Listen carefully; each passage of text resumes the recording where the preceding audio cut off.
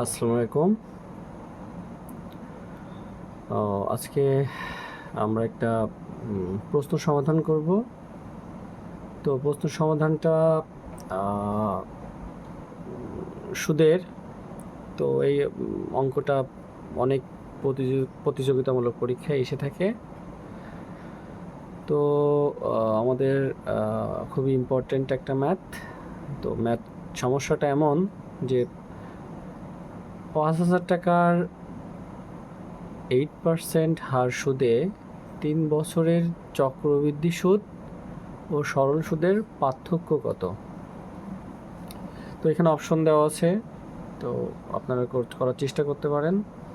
১০৫, 99, ১০২, ১০৮। আচ্ছা, তো প্রথাগত যে সূত্রে সময় আমাদের ৩ থেকে ৪ মিনিট লাগে, তো আমাদের লক্ষ্য মাত্র ৩০ থেকে ৪০ সেকেন্ডে আমরা ম্যাথটা কিভাবে সমাধান করতে পারি। তো আমরা আস্তে আস্তে এগিয়ে যাই। তো একবার শিখলে আশা করি আমরা উপকৃত হব। দেখেন, একটা আমাদের তো সূত্র জাস্ট একটা রেশিও, একটা অনুপাত আমাদের মনে রাখতে হবে। আমরা ৩ বছরের যদি চক্রবৃদ্ধি সুদ বের করতে চাই, বা ৩ বছরের সরল সুদ বের করতে চাই, বা 3 বছরের চক্রবৃদ্ধি সুদ বা সরল সুদের পার্থক্যটা আমরা বের করতে চাই, তো ওই সূত্রটা মনে রাখবেন, 3:3:1।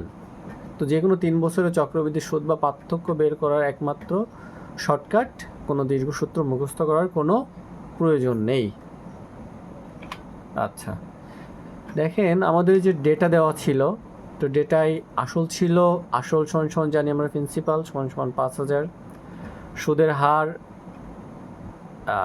কত ছিল? 8%। সময় 3 বছর। 3 বছরের চক্রবৃদ্ধি সুদ বা 3 বছরের সরল সুদের যে পার্থক্য, এটা আমরা বের করার চেষ্টা করবো এখন। তো আমাদের মূল টাকার উপর পরপর 3 বার এই 8% হারে মান বের করব। আমাদের লক্ষ্যই হবে এইখান থেকে যে এই যে 5,000 এর উপর পরপর সাকসেসিভ 3 বার 8% হারে মান বের করা। আচ্ছা, পার্সেন্টেজ ক্যাসকেড বা সুদের উপর সুদ কেমন দেখেন। যদি আপনি 5,000 টাকা ব্যাংকে রাখেন, তো 8% সুদে, মানে 8% সুদে কি হবে? 400 টাকা। কীভাবে? এই যে দুইটা পার্সেন্টেজ, তাহলে আমি এই দুইটা কেটে দেব। এই যে পার্সেন্টেজ, ওইটা পার্সেন্টেজ মানে 1/100, 1/100। তো এইটা আমরা মনে রাখবো, এইটা আর এই দুইটা কেটে যাবে। তাহলে কি দেখেন, একটা শূন্য আর 5 গুণ করলে 40, তার মানে 400। প্রথম বছর আমি কত সুদ পাবো? 400 সুদ পাবো। এরপরে আবার কি করব? আমি আবার সরল সুদ করব। এই যে 400 8% করবো। 8% কীভাবে? এই যে দুইটা শূন্য কেটে গেল, এই যে পার্সেন্টেজের দুইটা শূন্য আর এই দুইটা শূন্য কেটে দিলাম, 4 এটা 32। তাহলে আমি দ্বিতীয় বছরে 32 টাকা। এরপরে আবার কি করব? যেহেতু 3 বছর বের করতে হবে, 32 টাকা কি করব? আবার আমি 8% সুদ বের করব। সেটা কীভাবে দেখেন, এটা মানে 1/100 এই পার্সেন্টেজ। তার মানে আমি যদি আগে গুণ করি, 32 8 দুগুণ 16, 3 8 24 আর 1 25, তাহলে 256কে যদি আমি 100 দিয়ে ভাগ করি, তাহলে দুইটা শূন্যর জন্য 2 ঘর যাবে, তো 2.56 তৃতীয় বছর।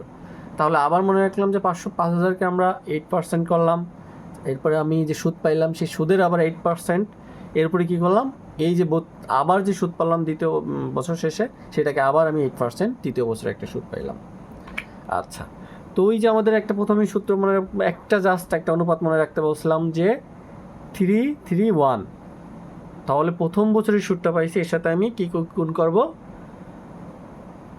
400 গুণ করব। দ্বিতীয় যে অনুপাত 3 সাথে দ্বিতীয় বছরে যে আমি সুদটা পেয়েছিলাম, এই 400-র উপরে 32, এটা গুণ করব। তৃতীয় বছরে যে আমি সুদটা পেয়েছিলাম যে 2.56, এটা তৃতীয় বছর এই 1-এর সাথে গুণ করব। তো এখানে একটা বিষয়, এই যে 3-এর সাথে যে 400 এই প্রথম বছরের সুদটা গুণ করব, এইটা হবে তো আপনার সরল সুদ। ঠিক আছে। আচ্ছা, তো এইটা গুণ করলাম, গুণ করে কী হলো 3 32 96, 3 2 6, 3 3 96, আর একের সাথে গুণ করলে সেটাই। আচ্ছা, পার্থক্য নির্ণয়ের আসল রহস্য। এই যে 1200, এটা 3 বছরের সরল সুদ, তাহলে এটা সূত্র থেকে আমি সরল সুদটা বের করে ফেলাইছি। আর এই যে 96 দ্বিতীয় বছর বা তৃতীয় বছরে যে সুদের উপর সুদটা পেলাম আমরা, এটা আমরা হলো আপনার এটাই হলো চক্রবৃদ্ধি সুদ।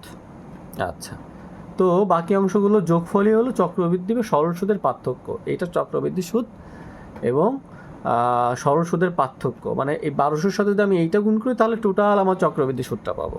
আর এই যে এইটুকু যদি এই যে প্রথম যে বছর যে এই যে 1200, এটা সেখানে এই দুইটা বিয়োগ করে দিই, তাহলে সরি এইটুকু যদি যোগ করি, এইটাই হলো আমার পার্থক্য। তাহলে আলাদা করে মোট চক্রবৃদ্ধি সুদ বের করার কোনো প্রয়োজন নেই। যদি 1200-র সাথে এটা যোগ করে দিতাম 3টা, তাহলে সেটা হলো টোটাল চক্রবৃদ্ধি সুদ। তাহলে টোটাল চক্রবৃদ্ধি সুদ থেকে যদি আমি এই 1200 বিয়োগ করি, সরল সুদটা বিয়োগ করি, তাহলে আমি কি পাবো? তাহলে আমি পাবো সব চক্রবৃদ্ধি সুদের যে পার্থক্য সেটা পাবো। আচ্ছা, তাহলে চূড়ান্ত হিসাব 96 আর প্লাস 2.56 আর 98.56 টাকা। আচ্ছা, তো আমাদের পার্থক্য 98.56। তো এটা আমরা এর কাছাকাছি মান কোনটা? 99। তো প্রতিযোগিতামূলক পরীক্ষায় অনেক সময় নিকটতম পূর্ণ সংখ্যক নিয়ারেস্ট ইন্টিজার সঠিক উত্তর হিসাবে ধরা হয়। তো এতকে সবচেয়ে কাছাকাছি, তাকে এই জন্য একে আমরা কি বলবো? একে আমরা সরল সুদ ও চক্রবৃদ্ধি সুদের পার্থক্য বলতে পারি। তো মাস্টার ব্লুপ্রিন্ট 3 বছর সুদের পার্থক্য শর্টকাটটা কি ছিল?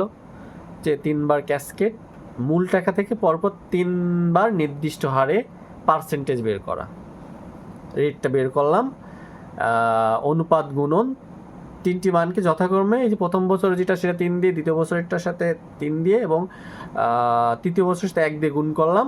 গুণ করলে এই যে 3-এর সাথে যে গুণ করে যেটা পাইছি, আর এইটার সাথে দ্বিতীয় বছরের যে সুদ সরল সুদ পেয়েছিলাম সেটাকে গুণ করে এইটার সাথে তৃতীয় বছরের যে সুদ সেটা গুণ করে এই দুটো যোগ করে জাস্ট এইটা থেকে বিয়োগ, মানে এই দুটাই হবে চক্রবৃদ্ধি সুদ আর সরল সুদের পার্থক্য। আর আমি যদি সরল সুদ বের করতে চাই, তো এইটার সাথে যে গুণ করে যে সুদটা পাইলাম সেটাকে সরল সুদ বলবো। আর যদি চক্রবৃদ্ধি সুদ বের করতে চাই, তাও এইটা আমরা গুণ করলে কি পেয়ে যাব? চক্রবৃদ্ধি সুদটা পেয়ে যাব। তো প্রথমটি বাদ, বাকিটা পার্থক্য। প্রথমটি গুণফল বাদ দিয়ে শেষের দুইটি মান যোগ করলে সরাসরি পার্থক্য বের হয়ে আসবে। এটা 30 সেকেন্ডেই সম্ভব। যে পারে সে আরও কম সময়ে এটা সমাধান করতে পারবে। তো ভিডিওটা যদি ভালো লাগে তাহলে আমাকে জানাবেন। আমি 3, 4 বছর, 5 বছর, 6 বছর, 2 বছর এটা সহজেই এই যে চক্রবৃদ্ধি সুদ আর সরল সুদের পার্থক্যটা বের করা চেষ্টা আপনাদের দেখাই দেব। ভালো থাকবেন ইনশাল্লাহ।